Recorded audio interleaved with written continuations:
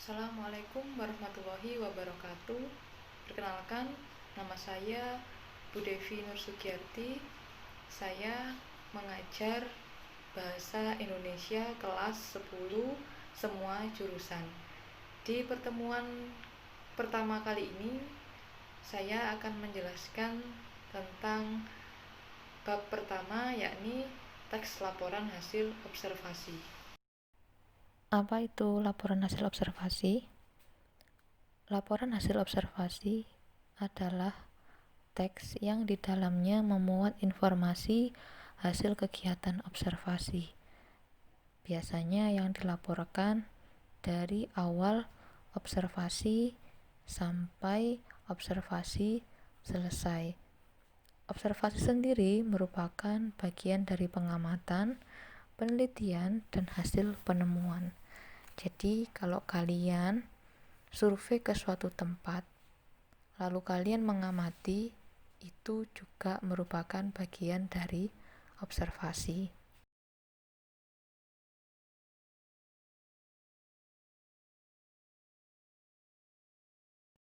Struktur penulisan teks laporan hasil observasi itu sendiri ada dua bagian, yakni disebut deskripsi umum dan deskripsi bagian.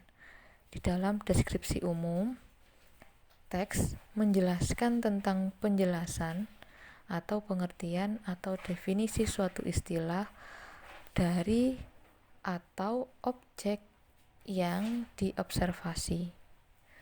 Sedangkan untuk deskripsi bagian memuat bagian teks yang memaparkan keterangan khusus, lanjutan, pendukung, manfaat, atau hal unik dari suatu objek.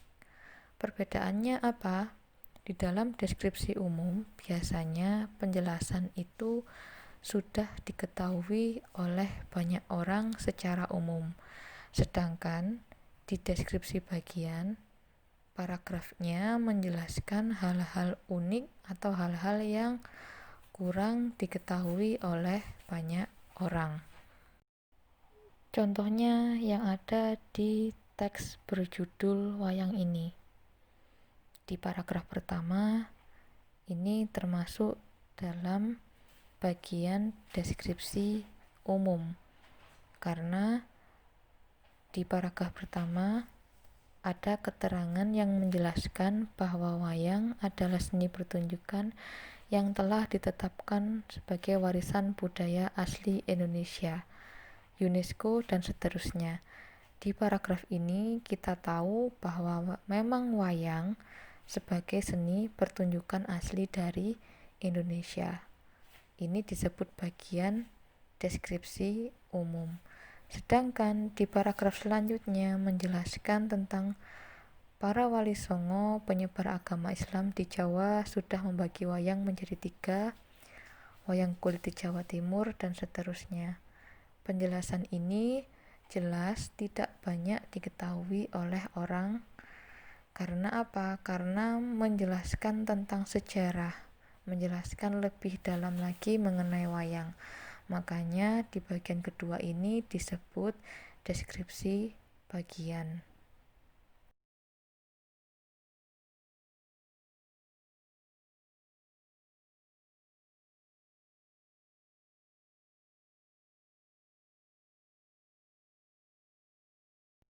Kemudian selanjutnya di dalam teks laporan hasil observasi terdapat jenis-jenis kaidah kebahasaan yang bisa kalian kenali.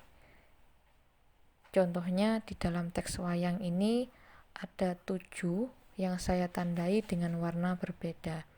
Pertama, warna merah pada kalimat wayang adalah seni pertunjukan yang telah ditetapkan sebagai warisan budaya asli Indonesia. Nomor 2, contoh berwarna ungu ada kata adalah. Nomor 3, contoh hijau ada frasa seni pertunjukan budaya asli Indonesia para wali songo. Nomor 4, berwarna merah kata menetapkan. Nomor 5, berwarna biru mengurusi kebudayaan. Nomor 6, Wayang merupakan warisan mahakarya dunia yang tidak ternilai dalam seni bertutur, sedangkan nomor 7 berwarna merah jambu ada kata penyebar.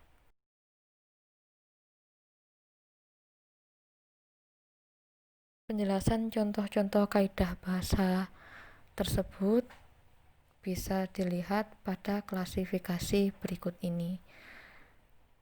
Contoh, wayang adalah seni pertunjukan dan kata adalah merupakan bagian dari kalimat definisi, yakni kalimat dengan penanda kata tugas definisi atau kata tugas yang memberikan fungsi arti pada suatu hal.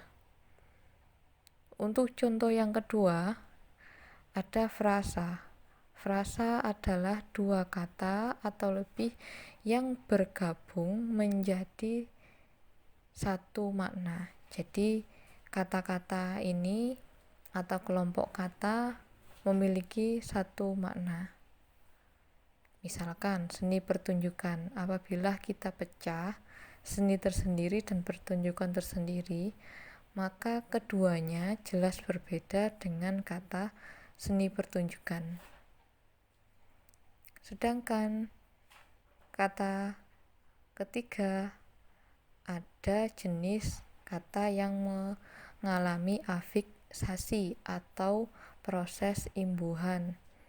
Di situ ada prefik awalan, sufik akhiran, dan infik sisipan. Selanjutnya di dalam LHU pula ada yang disebut dengan kalimat simpleks dan kalimat kompleks. Kalimat simpleks adalah kalimat yang tersusun hanya satu struktur. Penandanya, predikatnya hanya satu. Berbeda dengan kalimat kompleks.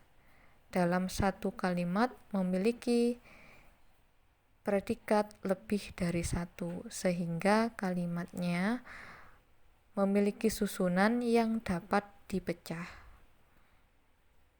Coba kalian perhatikan dari contoh-contoh yang sudah saya berikan.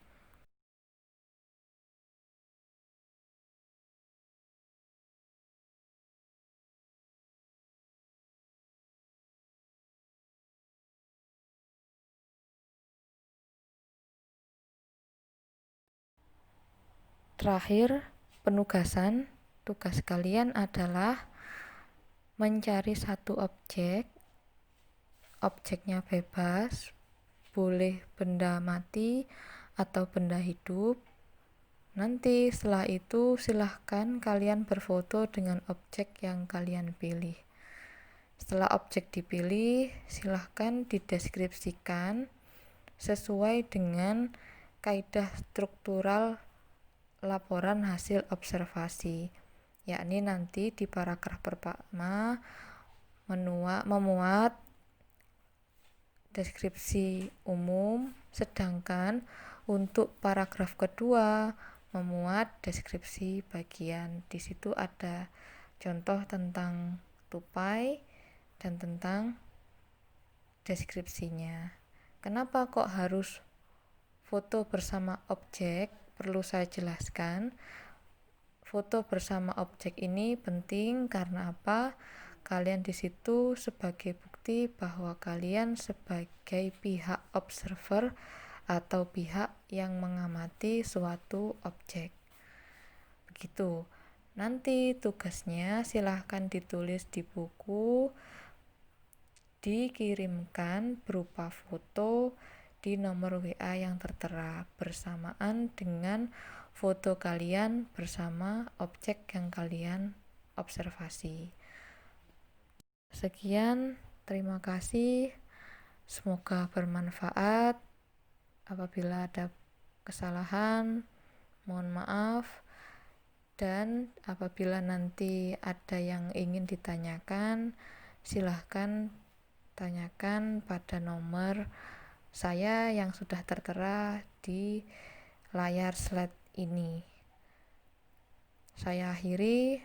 Alhamdulillahirabbil alamin.